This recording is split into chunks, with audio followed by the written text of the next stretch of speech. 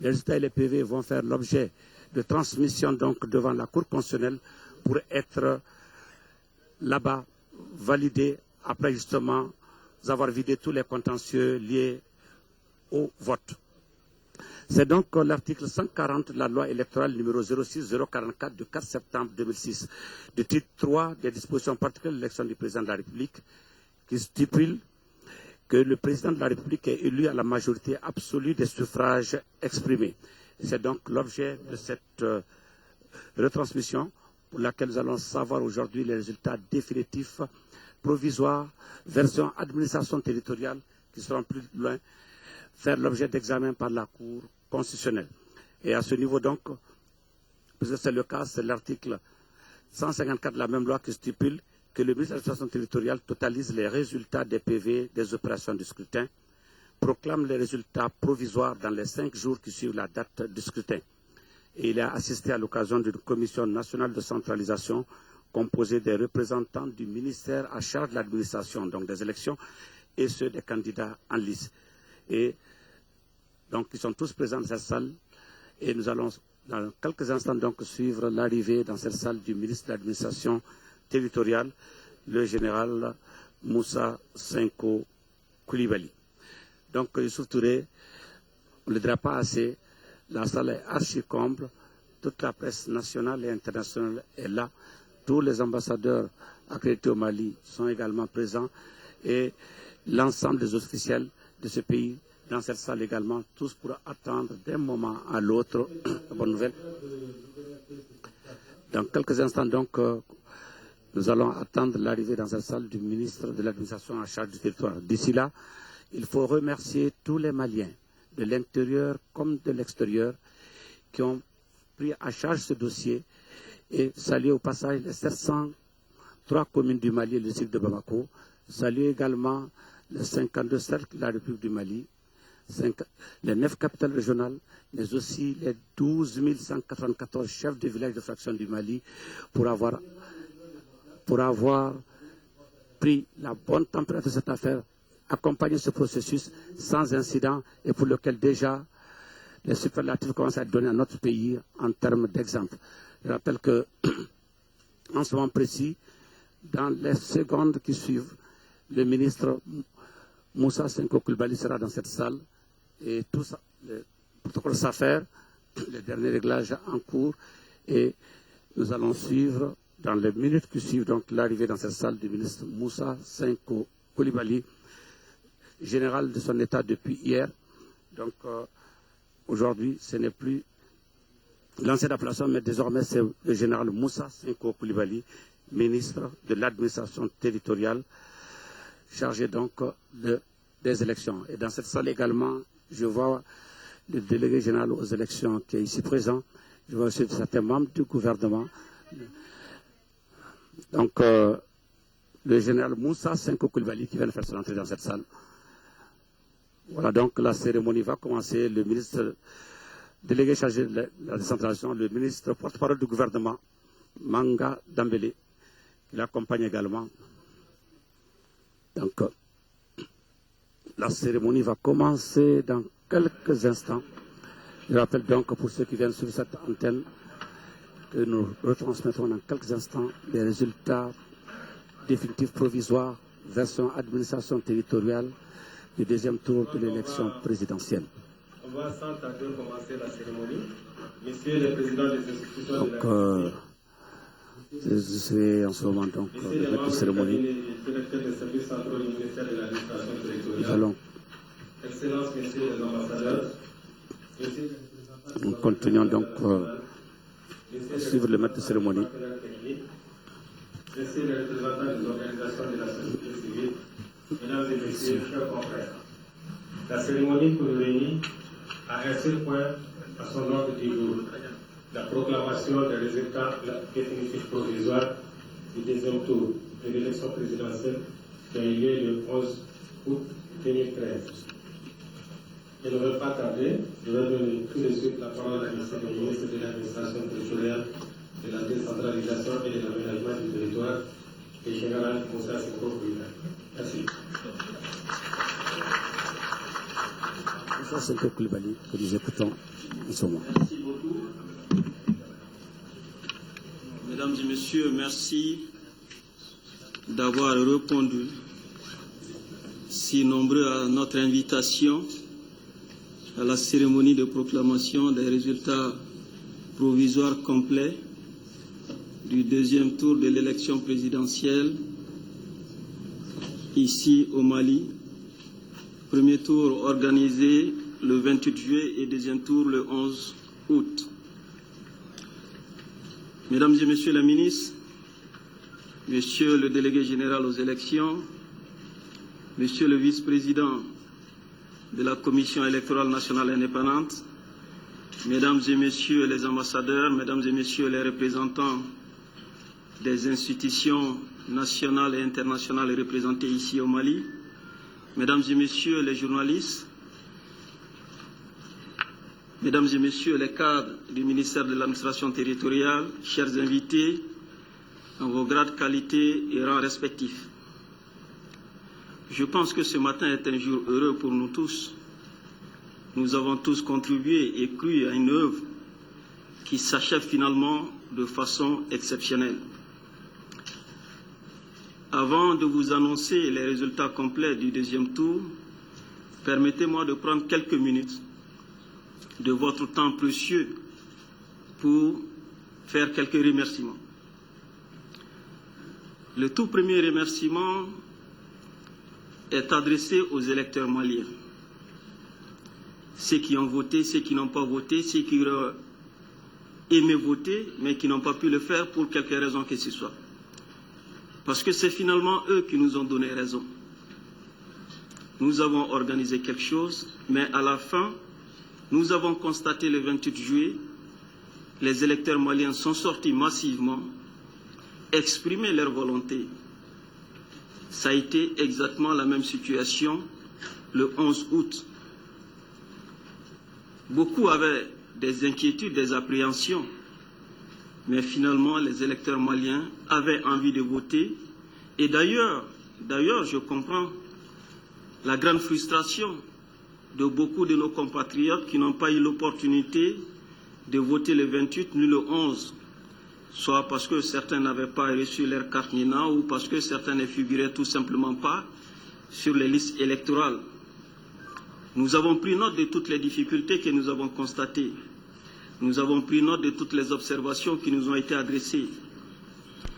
Nous avons tout le long de ce processus essayé de privilégier l'équilibre général de l'ensemble du processus au détriment de quelques cas particuliers, même si c'est des cas importants. Mais nous avons voulu à chaque étape prendre des décisions avancées pour nous permettre de remettre notre pays sur le chemin de la démocratie. Quand il y a eu les événements depuis janvier jusqu'à maintenant, beaucoup s'inquiétaient et disaient peut-être que la démocratie malienne est mise entre parenthèses pour de nombreuses années, mais nous avons dit et nous avons essayé d'expliquer à tout le monde que non, ce qui nous est arrivé est un accident de parcours et que nous allons revenir. Le Mali est revenu et c'est là grâce aux Maliens. Donc je félicite les près de 4 millions de Maliens qui se sont déplacés, et même ceux qui ne se sont pas déplacés, mais qui avaient envie de voter.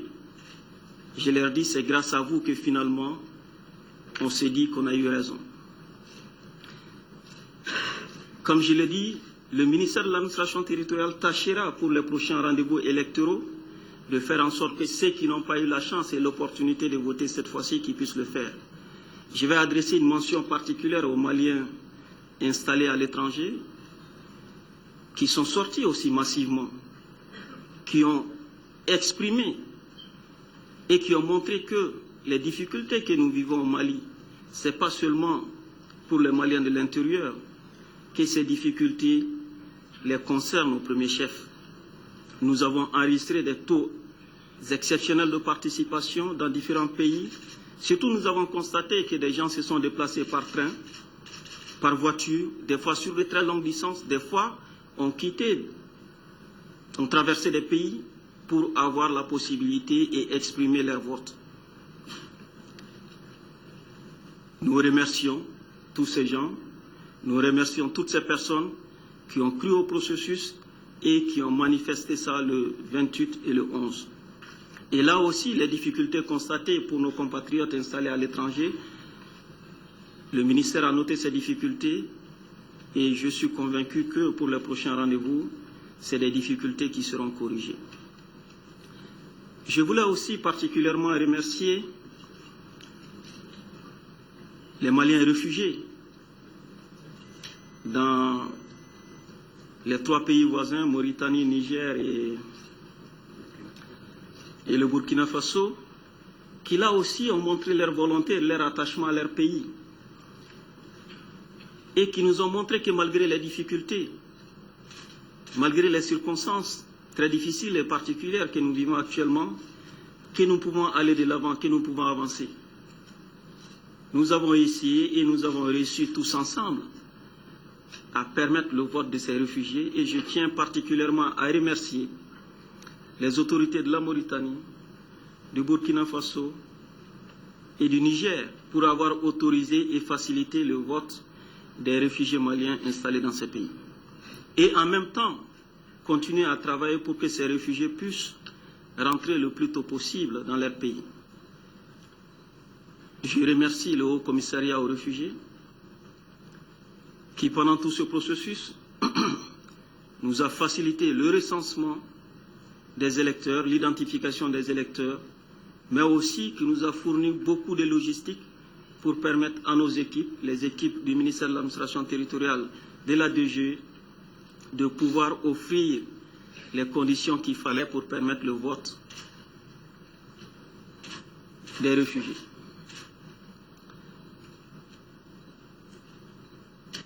J'aimerais remercier la délégation générale aux élections, en particulier le délégué général, le général Chaka Sangaré, qui a mis toute son expérience, son savoir-faire et surtout sa disponibilité. Il a travaillé 7 jours de la semaine, toutes les heures de la journée, pour nous permettre d'arriver là où on est arrivé actuellement. Il y a eu une coopération totale et parfaite entre la DGE et nous. Nous avons cru ensemble à ce projet. Nous l'avons mené ensemble. J'ai pu compter sur lui. Tous les jours de la semaine, je dis bien tous les jours de la semaine et toutes les heures de la journée. À aucun moment, il ne s'est réservé. À aucun moment, il n'a ménagé ses efforts pour nous permettre d'arriver à ce résultat. Donc je tenais à les remercier personnellement, mais aussi à travers lui, remercier toute l'équipe de la DGE qui a fait un travail formidable. Les mêmes remerciements sont adressés à la CENI, la Commission électorale nationale indépendante, représentée ici par son vice-président Campo. On n'a pas eu toujours les mêmes points de vue sur les questions essentielles concernant la conduite du processus électoral, mais nous avons toujours travaillé dans un climat de franche collaboration, d'amitié et de fraternité. Et je pense que c'est ce qui nous a permis aujourd'hui d'avoir le résultat qu'on a pu avoir. Je remercie les médias, le Comité national de l'égal accès aux médias d'État en particulier, pour l'organisation parfaite de la couverture médiatique et en particulier le RTM, pour l'organisation parfaite de la couverture médiatique de ce processus électoral. Il y a eu un équilibre, une équité parfaite entre tous les candidats et aussi on a donné l'opportunité à chaque candidat d'exprimer et de faire savoir son programme. Et à la fin, les Maliens ont choisi en toute liberté entre les candidats. Aussi, remercier la Cour constitutionnelle. Je sais que nos sages de la Cour constitutionnelle ont travaillé sous pression. Mais le fait que nous soyons arrivés, aux mêmes conclusions prouve que nous avons peut-être travaillé dans le même esprit. C'est-à-dire respecter la volonté exprimée par le peuple malien. Je sais qu'entre les deux tours, il y a eu beaucoup de rumeurs. Mais finalement, nous avons produit les mêmes résultats dans les mêmes conditions de travail. Aussi, mes remerciements vont à l'Assemblée nationale. Je remercie sincèrement le président de l'Assemblée nationale parce que nous avons eu besoin de changer certains textes dans des délais extrêmement courts. Des fois, nous avons envoyé des dossiers à l'Assemblée nationale. Il fallait traiter ces dossiers et il fallait des procédures particulières et exceptionnelles. Les députés ont été très disponibles. L'Assemblée nationale, je tiens à remercier tous les députés pour leur disponibilité, leur engagement et leur accompagnement.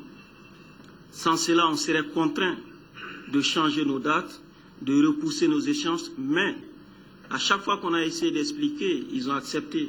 Ils ont dit, nous allons vous accompagner, n'ayez pas de soucis, n'ayez pas d'inquiétude. Et des fois, personnellement, je n'étais pas disponible.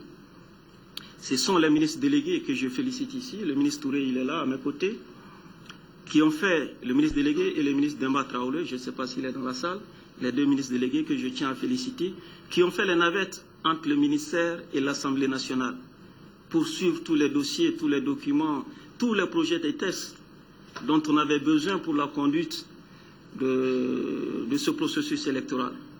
On a eu tout ce dont on avait besoin et à temps pour nous permettre de ne pas retarder le processus. Aussi, je voulais remercier les deux ministres des Finances, le ministre Tienan Koulibaly, le ministre Konaté et le ministre du Budget Marempa. Là aussi, c'est la même chose. Nous avons eu besoin de procédures exceptionnelles et particulières pour nous permettre de tenir les délais. Des fois, on a envoyé des courriers, on voulait les réponses avant même que les courriers n'arrivent. À chaque fois que j'ai téléphoné au ministre Tienan, à chaque fois que j'ai téléphoné au ministre du Budget, à chaque fois que j'ai téléphoné au ministre Konaté, j'ai eu ce que je voulais. J'ai eu ce que je voulais. Et là, je tenais à remercier les trois ministres ici présents pour leur engagement, leur accompagnement. Et des fois, on a été obligé de faire travailler le personnel de la DGMP entre samedi et dimanche pour qu'ils nous produisent des documents. Là aussi, le personnel a été disponible, le personnel du Trésor, etc. Tout le personnel. Donc je tiens à féliciter et à remercier les personnels de ces ministères pour leur engagement et leur détermination. Ensuite, je remercie le ministère de la Sécurité et le ministère de la Défense. On a eu besoin de sécuriser tout ce processus. Et je pense que ce qu'on a vu le dimanche 28 juillet et ce qu'on a vu le dimanche 11 août, on n'a pas besoin de commenter plus. Il y avait l'environnement sécuritaire nécessaire pour permettre aux Maliens de sortir et exprimer leur vote. Aussi, j'aimerais remercier le ministre de la Justice.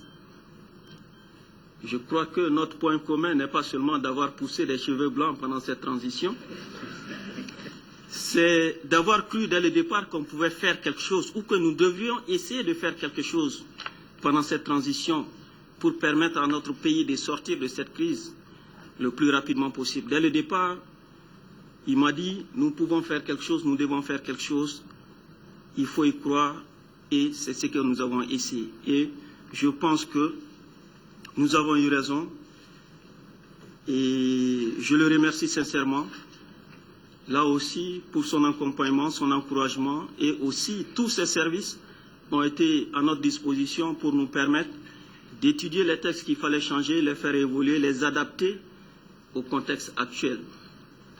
Bien évidemment, je remercie Madame la ministre chargée de la promotion des femmes. On a fait les statistiques, nous avons constaté que les femmes se sont beaucoup plus mobilisées que les hommes. Et je crois que c'est en partie grâce au travail initié au niveau de son département, mais aussi c'est grâce à toutes les associations, à toutes les organisations féminines qui se sont mobilisées pour encourager les femmes à sortir et à accompagner ce processus.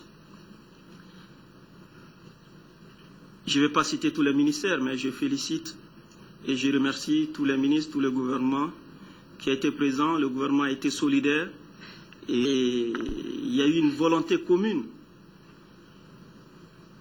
autour de ce processus. Mais les Maliens n'étaient pas seuls.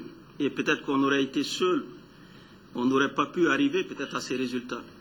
Mais il nous fallait montrer notre détermination, notre engagement et montrer que nous avons confiance en nous-mêmes pour que les autres puissent nous faire confiance. J'aimerais remercier les pays contributeurs au panier commun.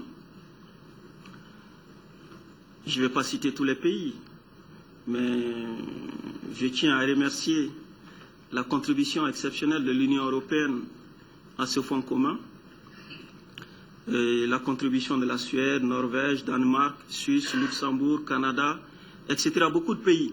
Je ne vais pas citer tous les pays parce que je risque d'en oublier. Au départ, ce n'était pas évident de consentir de mettre de l'argent dans un projet qui semblait incertain, qui semblait fou. Parce que beaucoup de gens vous ont dit non, ce n'est pas possible pour un pays en conflit, non, ce ne sera pas possible pour les Maliens d'organiser dans un délai aussi court des élections. Dans le meilleur des cas, ce sera des élections bâclées. Dans le meilleur des cas, ils auront 10% de participation.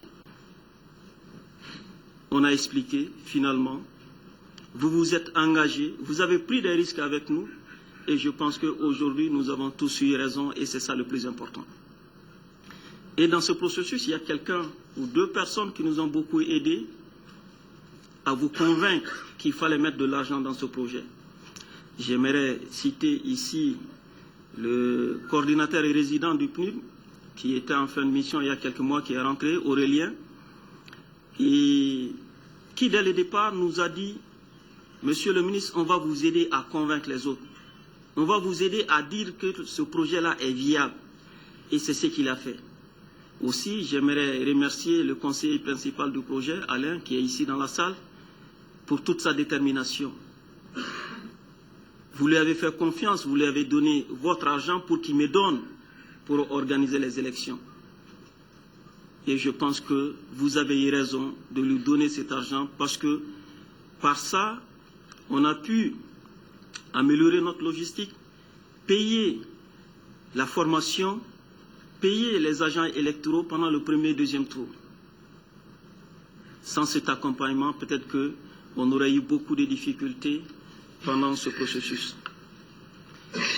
Je tiens à saluer et à remercier la CEDEAO, tout particulièrement le représentant ici au Mali, Chaka Touré, qui a été tout le temps à nos côtés, qui a été présent avec nous. Je rappelle que c'est grâce à la médiation de la CEDEAO qu'on a pu, et l'accompagnement de vous tous, bien évidemment, signer les accords de Ouagadougou, qui était un peu le dernier verrou qu'il fallait faire sauter pour permettre l'environnement, pour créer l'environnement qui nous a permis d'organiser l'élection présidentielle sur l'ensemble du territoire national. Donc, merci à l'ensemble des pays de la CEDEAO, merci en particulier à la Côte d'Ivoire qui assure la présidence. Mon cher grand frère est là, l'ambassadeur de Côte d'Ivoire. Il est passé nous voir très souvent au ministère et nous donner des conseils, nous expliquer et ses points de vue, nous donner ses orientations et nous avons toujours essayé de faire bon usage de ces conseils qu'il nous donnait en tant que grand frère. Et remercier le Burkina pour sa médiation, et remercier le Nigeria pour sa médiation, mais aussi dire les mêmes choses pour l'ambassadeur de Burkina qui depuis mars 2012 a été à nos côtés, qui a fait partie de toutes les étapes de ce processus et qui nous a accompagnés jusqu'à ce matin. Et remercier l'ambassadeur du Nigeria,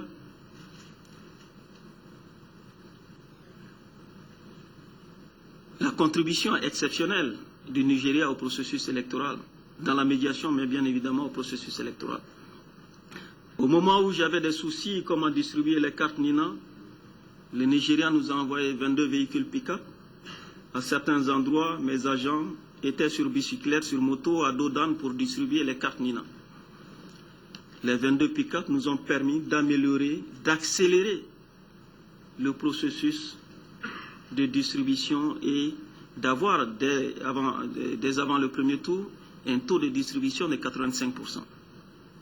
Et je pense que, entre autres, c'est ce qui nous a permis d'arriver aux résultats que nous avons atteints. Bien évidemment, je vais remercier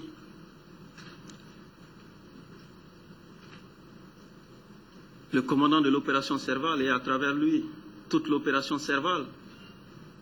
Parce que au mois de janvier encore, même si on parlait d'élections, on parlait uniquement dans nos bureaux et dans nos salles de réunion. C'est seulement après janvier qu'on a commencé à parler d'élections dans des salles beaucoup plus grandes, à commencer à parler d'élections à la télé et sur les radios. Sans l'opération Serval, peut-être que toute cette histoire aurait été façonnée d'une autre façon. Donc je tiens à remercier sincèrement l'ambassadeur de France, il est là, Gilles, à le remercier et à transmettre notre gratitude et notre reconnaissance à toute l'opération Serval, à tous les militaires français qui nous ont accompagnés et qui d'ailleurs ont fourni la sécurité en compagnie des forces de défense et de sécurité du Mali dans les régions de Gao, Kidal, Tombouctou, à Mopti aussi, et même ici à Bamako, pour nous permettre de sécuriser davantage ce processus électoral. Et remercier la MINUSMA, mon cher frère Kakou, il est là. Dès qu'il a été mis en poste ici, le même jour, il a pris contact avec nous pour nous dire « Nous sommes à votre disposition. Nous allons faire pour vous tout ce que vous voulez. » Et encore, entre les deux tours, il nous a aidé à récupérer plus de 2000 cartes qu'on a envoyées à nos réfugiés en Mauritanie. Il a assuré toute la logistique. À côté de l'accompagnement logistique, nous avons bénéficié bien évidemment de la présence des troupes de la MINUSMA pour sécuriser le processus électoral. Que ce soit la présence de policiers ou que ce soit la présence de militaires dans les différentes régions du Mali. Donc je tiens particulièrement à remercier la MINUSMA et aussi un remerciement particulier à Conders qui s'est engagé personnellement dans ce processus, qui a cru à ce processus, qui a pris des risques avec nous et je pense que finalement il a eu raison de prendre ces risques. Remercier les observateurs de l'UMOA, particulièrement le chef de mission Traoré, et remercier les observateurs de la CEDEAO, les observateurs de l'Union africaine, les observateurs de la CEDEAO conduits par le président John Koufou, les observateurs de l'Union africaine conduits par Edem Koudjo, les observateurs de l'Union européenne, Louis Michel était là, Maria Espinosa est là, ici dans la salle, je la vois. Ils nous ont accompagnés pendant ce processus. Ils n'étaient pas là pour nous sanctionner. Ils ont dit, on va regarder le processus, on vous dira qu'est-ce qui a marché, qu'est-ce qui n'a pas marché. Et nous avons dit à toutes ces personnes, à toutes ces femmes, à tous ces hommes et femmes que ce que nous allons faire n'allait pas être parfait. D'ailleurs, on nous dit qu'il n'y a pas d'élection parfaite. Et que nous sommes preneurs et demandeurs des observations et des conclusions qui vont sortir de ces missions d'observation. Et c'est ce qui a été fait. Nous avons déjà commencé à recevoir au niveau du ministère certaines observations, certaines conclusions. Et le ministère va se faire le devoir, bien évidemment, d'intégrer ces observations, ces conclusions pour améliorer. Et surtout, je l'espère bien que les législatives vont être programmées le plus tôt possible pour améliorer le processus devant nous conduire à l'organisation des législatives. Merci.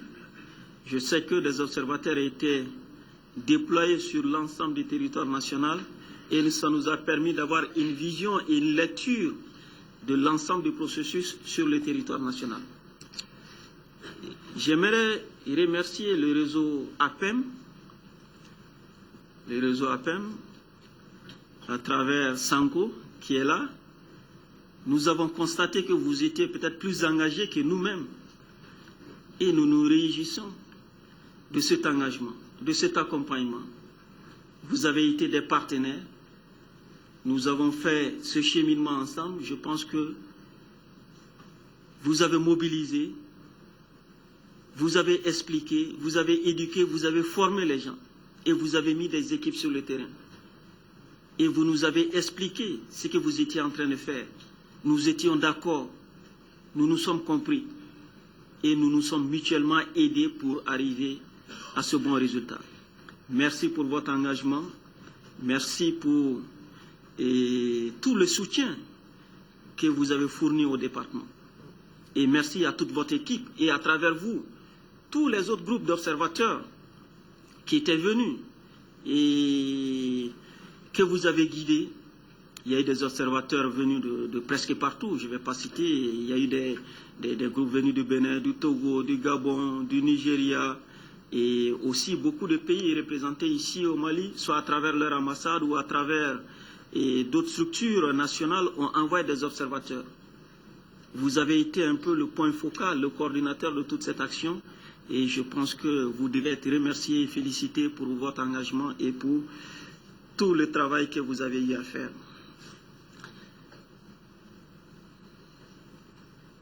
L'Union africaine a été, dès le début de cette crise, à nos côtés, pour preuve la présence du président Pierre Buyoya, qui nous a toujours conseillés,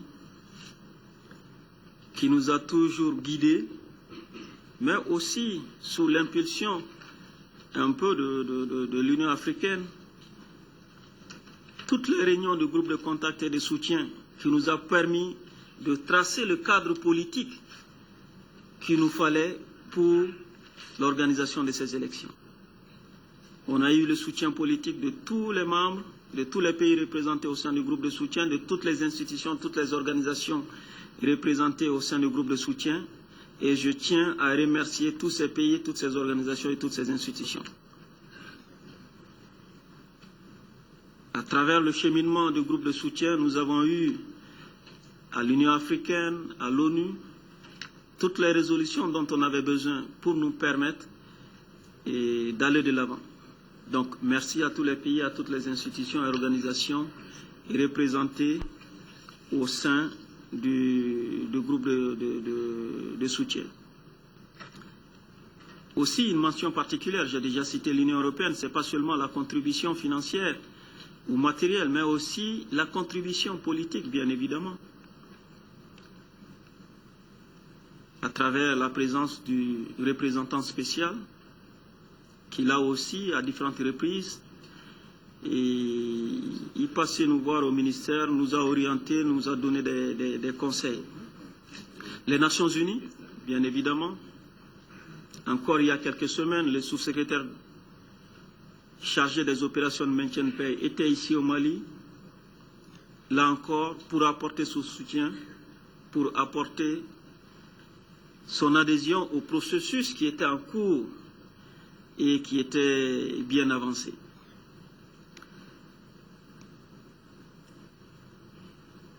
J'aimerais aussi remercier toutes les organisations chargées des questions électorales à travers le monde, toutes les institutions. Nous avons eu particulièrement l'engagement fort de AIFES, NDI, ONU Femmes, de EISA et d'autres organisations qui ont fait de la formation, qui ont fait de la sensibilisation, qui ont fait de la formation et qui ont fait de l'observation, qui nous ont accompagnés avant, qui nous ont accompagnés pendant, et je sais, et je suis sûr, et c'est ce que je souhaite, ces organisations seront, ces institutions seront à côté du ministère de l'administration territoriale pendant les autres phases que le ministère aura à gérer. J'en suis sûr. Et quand même, c'est le souhait et c'est le vœu du ministère de l'administration territoriale. Je remercie l'OIF, mon frère Abdourahmane, il est là. Depuis janvier, il n'a pas cessé de faire des allers-retours. Il a organisé des séminaires pour nous. Il a organisé, et l'OIF a mis à la disposition de la délégation générale aux élections des experts en biométrie pour nous permettre de faire ce passage qu'on a voulu passer d'un fichier alphanumérique à un fichier biométrique qui n'était pas un processus facile pour nous parce que c'était notre première expérience. Donc nous avons bénéficié à travers l'OIF d'experts et qui nous ont aidés à produire le nouveau fichier électoral et qui a été un succès. Pour preuve, les élections, on l'a organisées dans de très bonnes conditions. Aussi, je reviens remercier encore la France parce que nous avons bénéficié de la présence de 2 experts au niveau du ministère de l'administration territoriale pour nous aider à gérer toutes ces questions électorales qui ont mis à notre disposition leur savoir-faire, leur expérience, mais aussi qui ont partagé avec nous nos angoisses, nos soucis. Quand peu de gens croyaient à ce processus, ils étaient avec nous, ils ont partagé notre idéal, notre engagement, notre envie d'aller de l'avant, et je tiens à leur dire merci. Je tiens à remercier l'ambassadeur de l'Afrique du Sud, à travers lui son pays. Je sais qu'il m'a donné l'opportunité, à travers ESA, d'aller en Afrique du Sud, rencontrer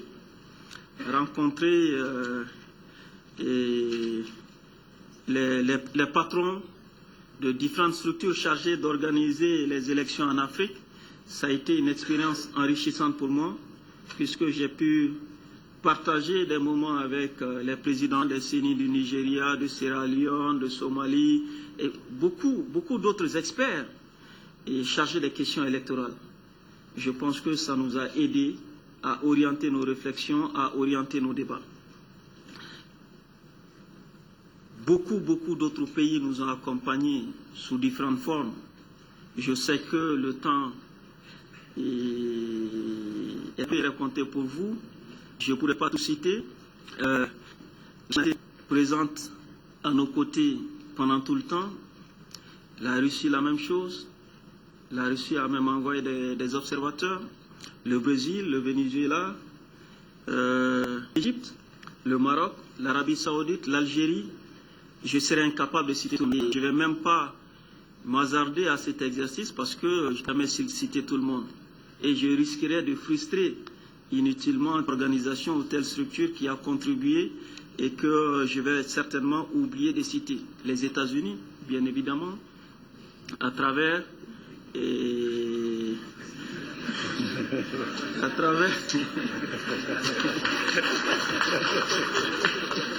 ouais.